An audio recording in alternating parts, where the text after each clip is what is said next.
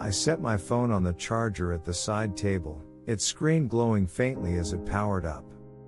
My wife was talking about baby names when the door eased open and my father-in-law stepped in, a steaming cup of coffee in his hand.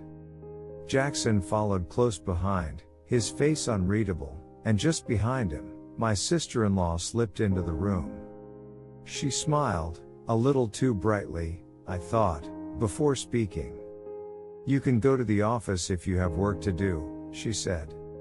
"When the baby's ready to come, I'll call you." I glanced at my wife. She gave me the smallest nod, as if to say it's fine. Jackson stood by the door, his eyes flicking between me and my phone on the charger. My father-in-law sipped his coffee, silent. A mayor knows when a room is too polite. And this room was polite in all the wrong ways. I leaned back in the chair beside my wife's bed, taking in every detail of her face. I wanted to spend these minutes with her. But the room told a different story. My father-in-law stirred his coffee slowly, his gaze flicking toward me like a quiet reminder. Jackson leaned against the wall, arms crossed, his stance casual but his eyes measuring. My sister-in-law busied herself with adjusting the blanket at the foot of the bed, though she didn't need to. It was the same unspoken message on all their faces: "Don't you have something to do?" I swallowed the urge to snap at them. They didn't know what I'd seen last night. They didn't know the image of Jessica's lifeless body on the floor, her belly torn open, cradling the tiny form of her unborn child, had branded itself into my mind like a curse. Smiled at my wife, though the muscles in my jaw were tight. "I'll be here," I told her. But in my gut, I knew the walls in this room were closing. My father-in-law's hand settled on my shoulder, firm but not unkind. "Mike, step outside with me for a moment," he said, glancing at Jackson. "You too." We left the women in the room, the door clicking shut behind us. He turned to me, clearing his throat.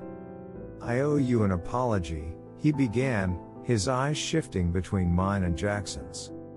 "I should have told you Jackson's been working with me these past few weeks." Jackson stood beside him, silent, his hands shoved deep into his jacket pockets. "I didn't mean to keep it from you," my father-in-law continued. "It just didn't seem important at the time." "Didn't seem important?" I said slowly, my voice lower than I intended. "You didn't think I should know my own cousin is suddenly here, working side by side with you, without so much as a word?"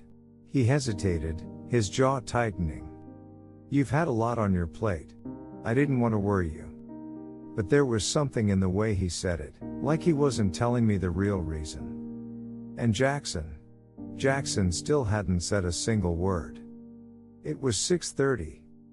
Through the hospital windows, I could see the town stirring awake, students in uniforms trudging to school with backpacks bouncing against their shoulders, shopkeepers rolling up shutters.